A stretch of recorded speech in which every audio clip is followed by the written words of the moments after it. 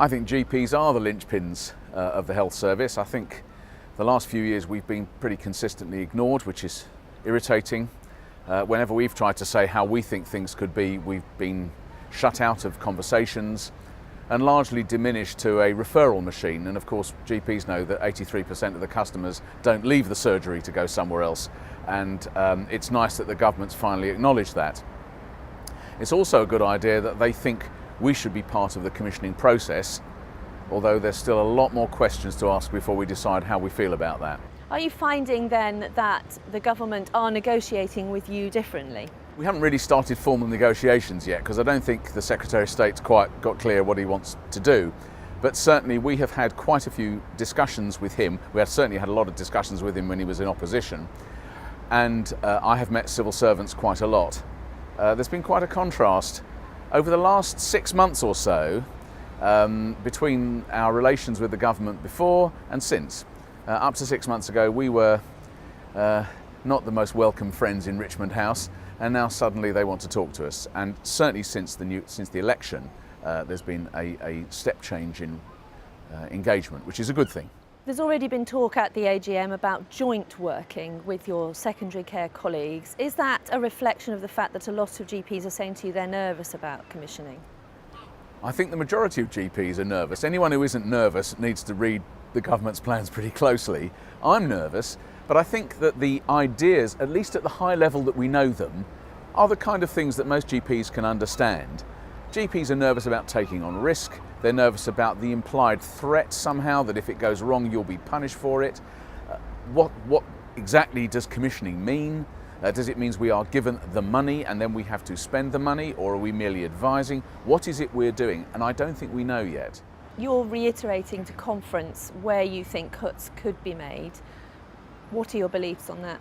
I think a huge amount of money has been wasted on political things that had no real value, or where they were great ideas but just couldn't work. And if I start with the most expensive, which is PFI, that has been and will remain a colossal waste of money. We've spent money that our children and grandchildren will carry on paying off. Even if we scrap every PFI scheme tomorrow, we will still be paying for 25 years. And that money is going straight into private companies' pockets. And that is quite wrong. We've got an IT budget that is completely out of control, worth billions. Now, much of that money is spent, so you can't get that back. And we're not trying to suggest that the entire NHS IT system should be scrapped, because clearly much of it is very useful. But there are a lot of things that you could stop spending money on, and that would save. And then there are all sorts of other bits of projects, like some of NHS Direct, certainly the telephone bit of it, the triage part is not a terribly effective use of funds. And we've got a list of other things that you could save. We could get rid of management consultants, because although they don't cost very much money, they're still hundreds of millions, and that's something we could spend on patient care instead. And we have a long list of things you could dump, and not one patient would notice the difference. Now, in the scale of expenditure, clearly it's not so much money, but it would certainly be our contribution towards shaving something off the health service that you could spend on patients. And PF5s, clearly you can't just close hospitals that already exist. So what do you hope to see? A renegotiation of contracts? Well, I think any Darzi centre or GP centre that's not actually built should not be built. I think any contracts that have not been signed should not be signed. I think those that have been signed should be foreclosed as fast as possible. I think it's much better to reuse existing buildings if they can be reused, rather than develop new ones. The idea of parking these buildings very often in places that are totally unsuitable, purely because of a government policy, and that government is not the government anymore, seems to me to be a complete waste of resources at a time when we don't have the money. What are you hoping that Andrew Lansley will deliver to conference? Well, I have to be honest and say I haven't the faintest idea what he's going to say. I would like him to say something about the summary care record. That would be very nice. What would you like him to say about it? I'd like him to say that he was going to have a moratorium on it. I have no idea if he'll do that, but it would be nice if he did. I think he might say something more about how he sees commissioning working. He's got this idea that it has to be in the GP contract, and I think many GPs are very nervous about that. There are other ways of getting GPs to commission that doesn't include breaking up the GP contract or interfering with it in some way, and I hope he'll get that message. Certainly I've told him quite a few times that that's not our favoured option. We could live with it, but it's not our favoured option, and I hope he'll consider that. But I'm looking forward to hearing what he has to say. He's going to be asked questions by the other representatives, and it'll be intriguing seeing how he manages. He's quite a good conference performer, so I suspect he'll cope quite well. Resources for Cancer Drugs was one of the big platforms that they campaigned on. Do you think that they will push through with more funding for cancer drugs, and would you welcome that? I hope they do. I'm nervous about spending money on cancer drugs if it's at the expense of something else.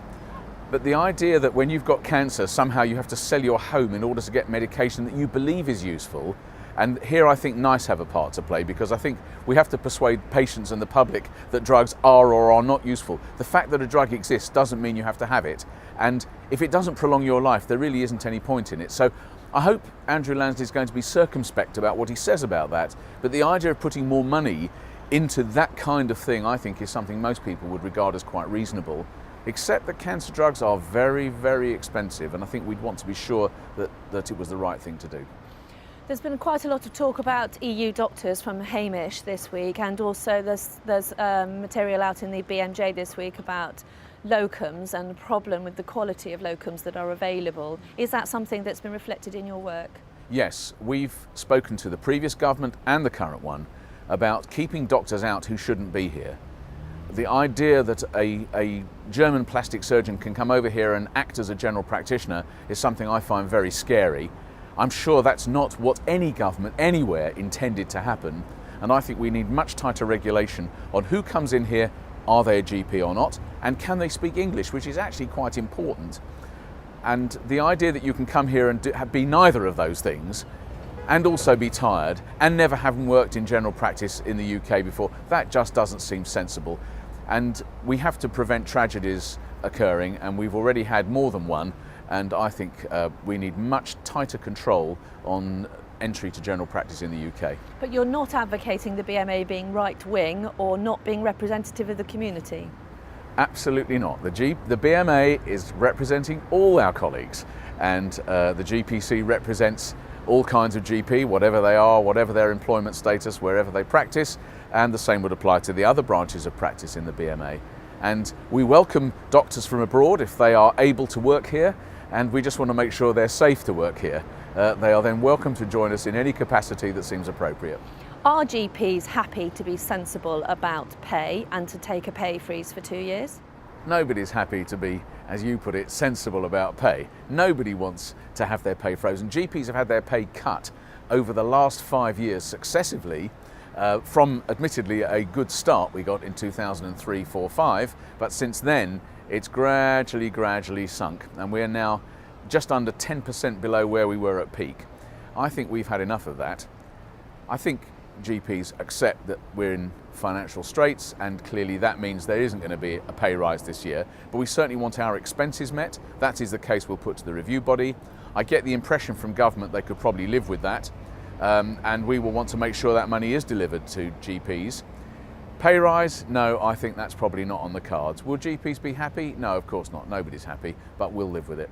You seem to be one of the few BMA representatives who are happy to worry the government, perhaps more than some. Are you convinced that you and your colleagues will continue to negotiate hard with this government? We always negotiate hard. That's our job. That's what general practitioners do. Consultation is negotiation. We negotiate hard with our patients, I hope, as well. That doesn't mean you can't do it with a grin and you can't do it with good humour, but we obviously will want to talk to government and persuade them that there are certain things they want to do that we're not so enthusiastic about. I don't think it's hard negotiating, it's effective negotiating, and putting the GP's point of view to government is what I'm there to do. And they certainly appear to be in listening mode. Now, whether they're in acting on what they've heard mode, I don't know. You'll have to ask them that. Laurence Buckman, thanks for your time.